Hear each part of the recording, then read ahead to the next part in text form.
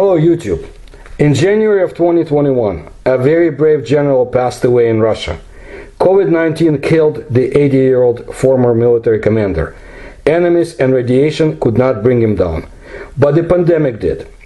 Besides courage in military affairs, former military pilot, intelligence officer, hero of the Soviet Union, Nikolai Antoshkin, was outspoken when it came to unidentified flying objects. I do not think comparisons work, but I would like my audience to show me a similar military commander in the armed forces of other countries. I will provide details about Antoshkin's life, service, exploit, and his knowledge about UFOs. I do not agree with some of his views, and if I was in Czechoslovakia in 1968, I would join the Czechs and resist Antoshkin's comrades who invaded that country. And he was there too. But life is complicated. He was a soldier, and he defended his country 1 year later, when the People's Republic of China initiated a conflict with the USSR at the border. Although I was a young boy at the time, I remember when the Soviet tanks rolled through and from Ukraine to the Czech borders in 1968.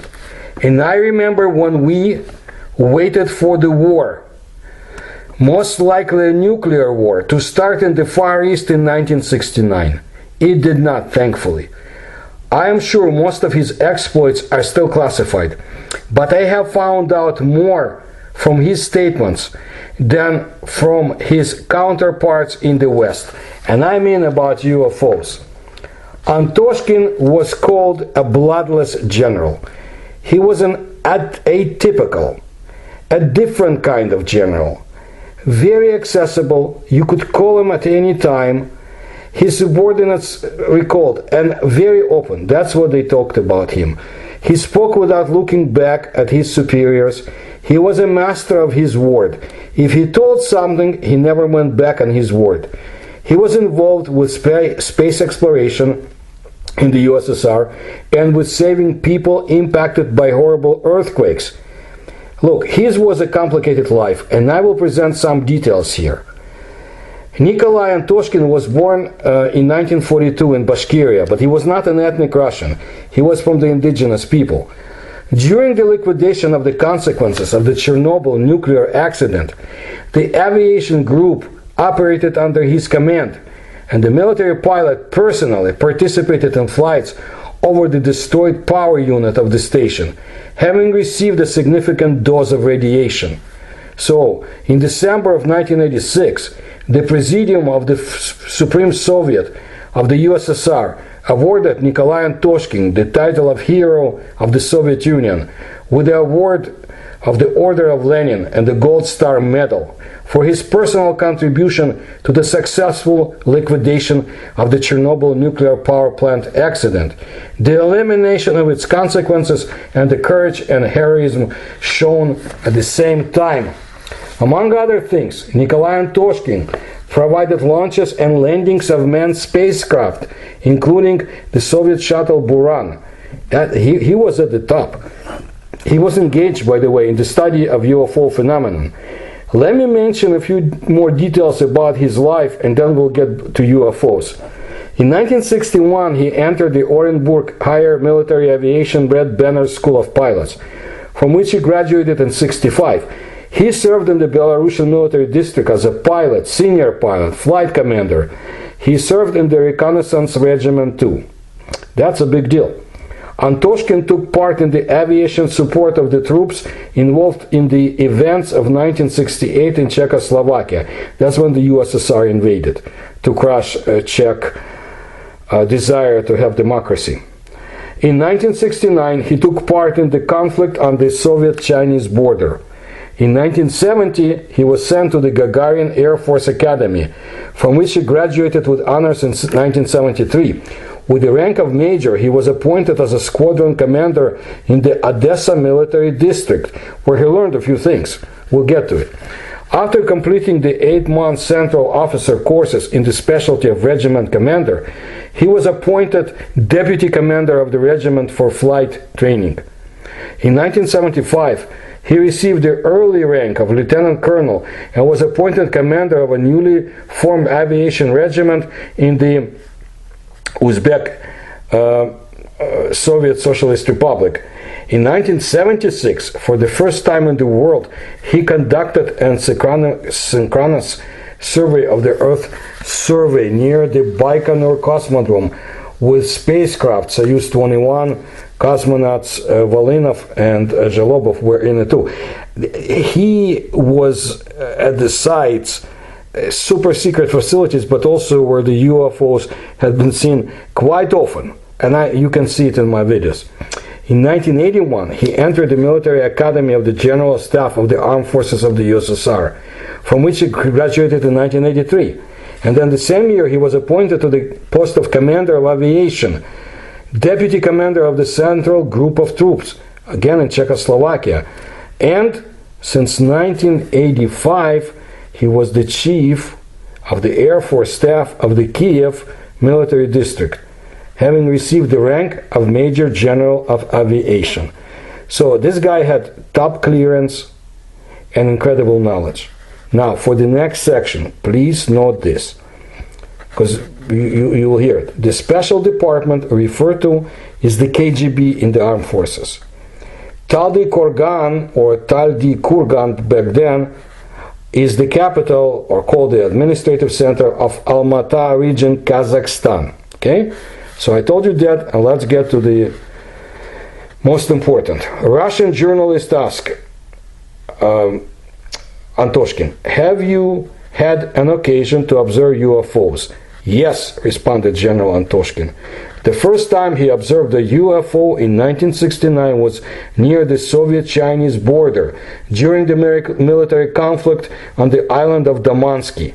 Suddenly, a brightly glowing object appeared in the flight zone of the aviation regiment. At first, they decided that it was a Soviet plane that was crashing, but it soon became clear that all the airplanes were in order. The command sent a MiG-21 fighter to close to the object. When the plane approached about 2 kilometers, the UFO soared with an unthinkable speed or velocity and disappeared. After that, the entire staff was interviewed for a long time by the employees of the special department. They were ordered to forget about what they saw. So, again, they observed, military pilots, a similar phenomenon again in 1989 near Taldy Kurgan. Now, let's listen to the Russian TV personality, author and researcher Prokopenko. He knew Antoshkin, and he revealed a few things about the general. The commander of the aviation of the Moscow district, a man who had a fatal dose of radiation in Chernobyl, defeated death and remained in the ranks. An excellent pilot, an authoritative military commander. Well, you certainly will not suspect him of any conspiracy of ufologists. Prokopenko remembers the first time in a conversation with Nikolai Antoshkin, he would not find the right words to raise the sensitive topic of UFOs. To his surprise, General Antoshkin took his questions very seriously. It exists. It all is there. He has personally seen UFOs, and more than once. The general immediately stunned Prokopenko. Another thing is that they were forbidden to talk about it. They, military pilots, observed UFOs in Kurgan and in Azhayevka and in the Far East. The pilot reports, I see a UFO. Antoshkin gave the command to send the airplanes to the area of the appearance. But the same effect is everywhere. As soon as the airplane begins to approach, the object, instantly turning almost into a dot, disappears with tremendous speed. They informed the competent authorities. They were exchanging correspondence for the entire month. They knew what the object looked like, what route it was moving along, and then the command comes from the top, forget everything. This, they say, was a ball lightning, as if the military pilots don't see bolt lightnings. Antoshkin also described the favorite UFO places for visits in the USSR. It confirms, by the way, the research that I and Philip Mantel have presented in our books about Soviet UFOs. Okay? As a rule, these were airfields, rocket launch sites, military units. Large masses of UFOs were grouped around military facilities in the Mulino-Smolino-Dzerzhinsk district of the Gorky region and the Cosmodrome or spaceport in Plesetsk. But the Borisoglepsky Air Hub, the Borisoglepsky Aviation School, and its airfield turned out to be a Bermuda Triangle for them. UFOs appeared here almost every week, up to 30 times a year. There was also a hunt for them to recognize how they are arranged, what are their features. The price of hunting UFOs was a very high accident rate, said Antoshkin, and cites one of the most dramatic episodes. In 1982, the airplane of the guard Captain Kopeikin, on the orders of the command, tried to enter an incomprehensible green cloud that appeared over the airfield. This attempt almost cost the crew their lives. As soon as the airplane flew up to the cloud, a monstrous bumpiness began. A siren howled in the headphones of the headsets, howled wildly, exceeding the plane threshold. The panel lit up, dangerous altitude. With great difficulty, they managed to get the airplane out of the cloud and landed safely. Such aggressive attacks, he repeated, were observed almost every week. And at the cost of risk and dedication, scientists, with the help of pilots, managed to establish different types of UFOs are united by plasma. Antoshkin was absolutely convinced that they had observed alien craft that can move at great speed. His opinion, expressed to Prokopenko, was that we are controlled by aliens. Antoshkin participated in the liquidation of the consequences of the Chernobyl accident in 1986. In the first 10 days, he directly supervised the actions of the personnel to close the reactor. I want to talk about it so you understand the quality of the person, and if he says something, I think his character states it for him. What he is, what he did, his actions. Antoshkin personally made overflights of the reactor while receiving a large dose of radiation. At the end of April 1986, he performed the task of filling cargo from helicopters into the damaged reactor.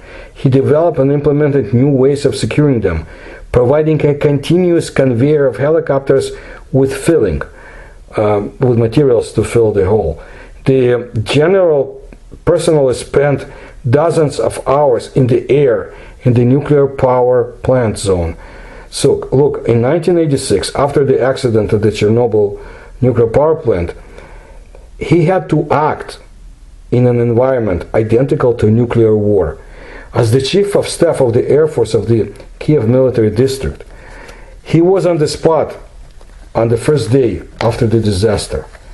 On the morning of April 27, they flew around the reactor on the Mi-8 helicopter together with the members of the government commission. They saw crimson glow below. The active zone was hot. The onboard radiometer, with a maximum mark on the scale of 500 X-rays per hour, was off the scale. Antoshkin himself, several times a day, passed by helicopter over the emergency reactor.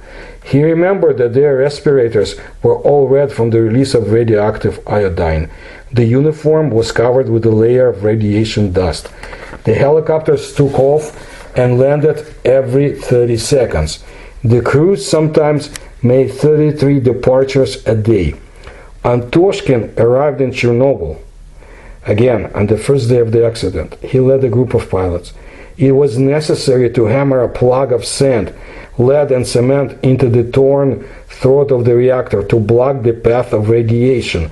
The helicopter hovered at an altitude of 100 to 150 meters, opened the hatch, and the flight mechanic dropped sandbags at the temperature of 120 to 180 degrees. In the first days after the accident, his crews made 15 to 20 such flights. Antoshkin did not get any sleep at all for the first 4 days. No sleep. Try going without sleeping 2 days. He was ordered to wake. There was a soldier who was ordered to wake the general on the 5th day when he laid down. He put a soldier with an alarm clock next to him. So the soldier was ordered to wake up the general in 4 hours. It seemed that Antoshkin had just put his head on the pillow and he was already screaming, "Comrade General, get up." It had reminded in general memories. It had remained in general memories for the rest of his life. He was asked, did he realize that he could get an irreparable blow to his health? He said, yes, of course. They knew perfectly well that what radiation was. But when you complete a task, you do not think much about yourself. A military man has no choice. He is constantly between a hammer and an anvil. If you completed the task, you made it. And if not, the hammer pinned you down. The sense of responsibility was huge. The slightest mistake could lead to even more serious consequences. It was important not to fall with the helicopter into the reactor. This disaster would have been even worse. Did you immediately realize the scale of the disaster? Asked Russian journalist. No, at first there was no understanding that the reactor exploded and that there was a giant nuclear release into the atmosphere. When they figured out what was going on, everything was immediately classified.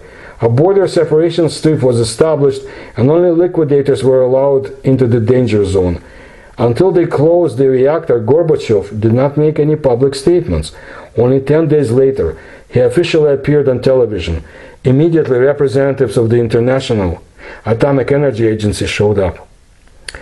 So, like I said, Antoshkin had a chance to sleep for 4 hours only a few days later, when the work was already established, but it soon became clear that the fourth power unit could not be manually bombarded with sand in the required volume. Then Nikolai Antoshkin remembered how once in the port city of Odessa, he saw how cranes were working, lowering huge nets into the holds, loading bays, which were filled with bags of cereal and flour. So the idea came to him to use brake parachutes for carrying cargo, and soon the helicopters were already taking 1.5 tons of sand on the external suspension.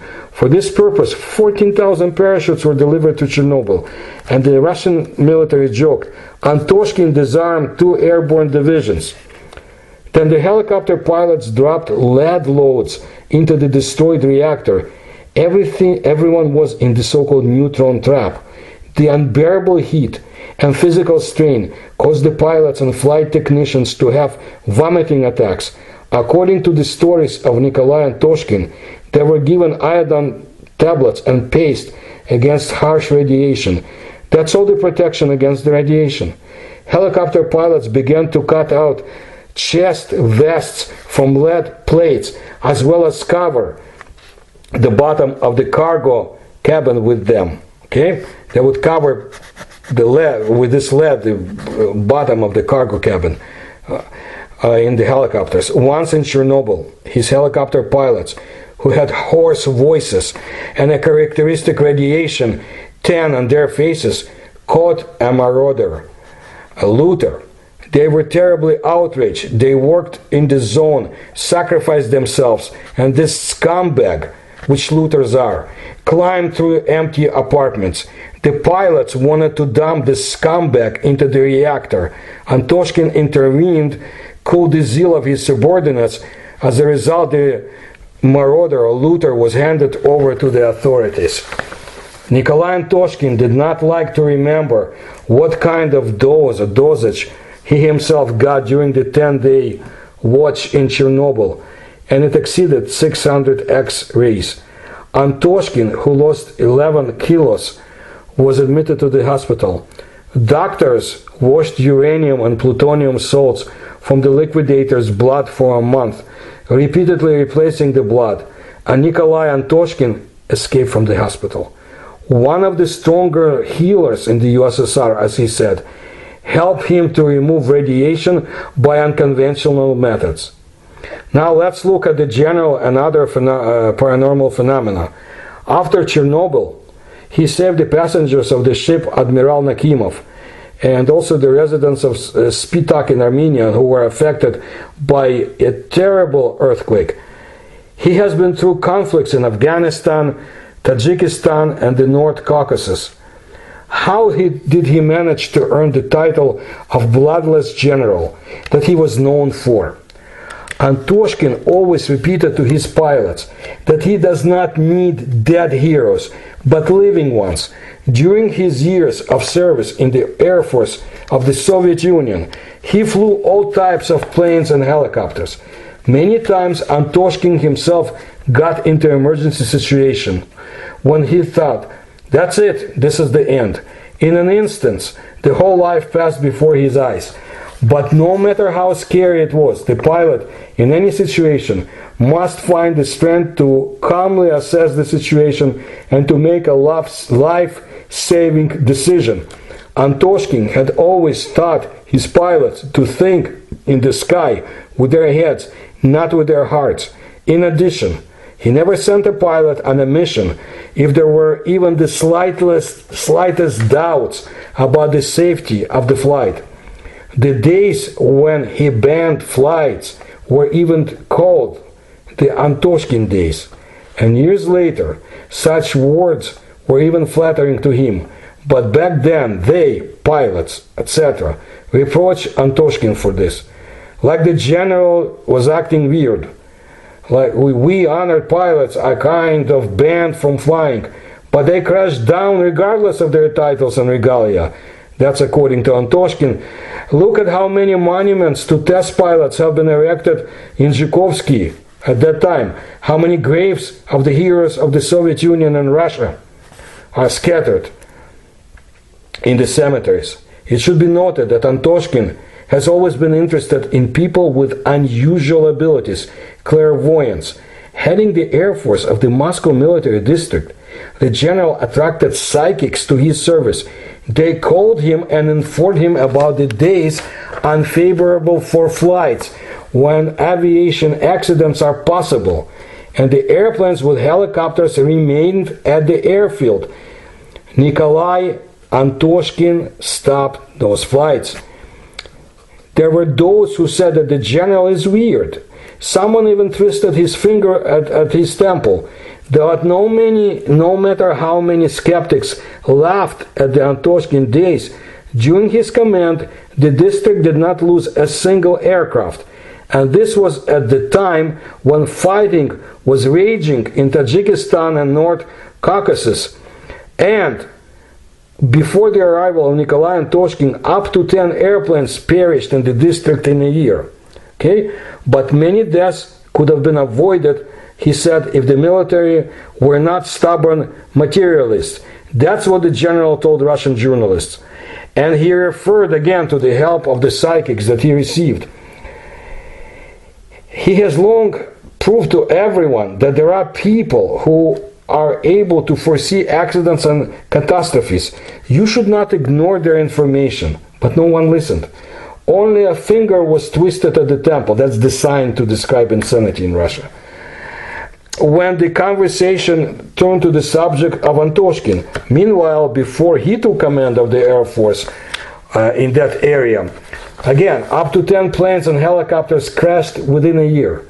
2 years later, his people and he managed to reduce flight accidents to zero. Antoshkin had always felt that certain phenomena occur in nature that affect or impact people and technology. He began to feel this especially acutely after Chernobyl. He noticed that on some days people behave somehow inadequately. Then in the Soviet magazine Огонек, he read about bursts of solar activity. It turned out that this time it accounts for at least 60 of 70% of all crimes, aviation and automobile accidents.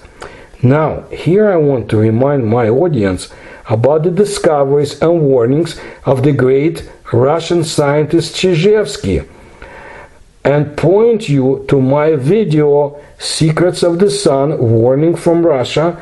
I think you will find it incredible, and again, one of those achievements of Russian scientists that has not been paid enough attention to in the West. Well, whose loss is this? Finally, General Antoshkin was asked, "You have worked your way up from pilot to deputy commander-in-chief of the Russian Air Force. How was the main choice of your life made?" And he replied, in his childhood, he did not see an airplane, a steam locomotive until the age of 7. The times for the villagers were dark back then, and there was famine after the war. To somehow feed 6 children, the parents decided to move to the Orenburg region. It was the first time that he saw an airplane over the city of Kumertau. At that time, the pilots seemed to Antoshkin to be like celestial beings. And then he had an older friend who studied with Gagarin. He talked a lot about flying. When he graduated from school, Antoshkin first went to the Sevastopol Naval School. But when he saw a bunk room, a submarine, he immediately realized that he didn't like it. Antoshkin left and entered the Orenburg Flight School. His father did not object. They lived very poor. There was not enough money. But the father said that they would sell the last cow, but at least have one of the family get education. In August 1988, he was appointed commander of the Air Force of the Central Asian Military District. He provided launches and landings of manned spacecraft, as well as the Buran reusable spacecraft, and the evacuation of astronauts from landing areas. And from November of 1989 to November of 1993, he was the commander of the Air Force of the Moscow Military District, Lieutenant General of Aviation. That means he was there during the UFO wave of the late 1980s and early 1990s, when uninvited guests often appeared in the sky over the capital and its vicinities. He had to be aware of the cases. In December 1993, March 1997, he was the commander on the frontline aviation of the Russian Air Force. And on June 10, 1994, he was awarded the military rank of Colonel General. In November 1997, he was appointed Deputy Commander-in-Chief of the Russian Air Force for Combat Training, head of the Air Force Combat Training Department. And Antoshkin retired in November of 1998 to the reserve. On the initiative of this general, the Russian Vitezi, or the Ruski Vitezi, or Russian Knights, aerobatic flight group was created in 1991. When the Iron Curtain collapsed, the Russian Knights had 120 shows a year. Antoshkin took his pilots to the United Kingdom too. They were applauded by Her Majesty the Queen Mother, admiring the passage of breakneck Russians. And that's in October of 1993 that the pilots of the team rekindled the old tradition, escorting VIP guests' aircraft. This time they escorted the liner of their good friend, Queen Elizabeth II of England. And the performance of the Russian Knights were publicly applauded and admired worldwide. Well, I think that the General Antoshkin should be applauded around the world for his bravery in Chernobyl and his openness about unidentified flying objects, which is not at all common among the high commanders of the armed forces, whether in the Soviet Union and Russia or in other parts of the world. I will bring you more videos of interest on the same subject and of course Eurasian Paranormal. If you like what I do, if you can support my research, there are links in the description to this video. Please subscribe to my channel, please tell others. Thank you.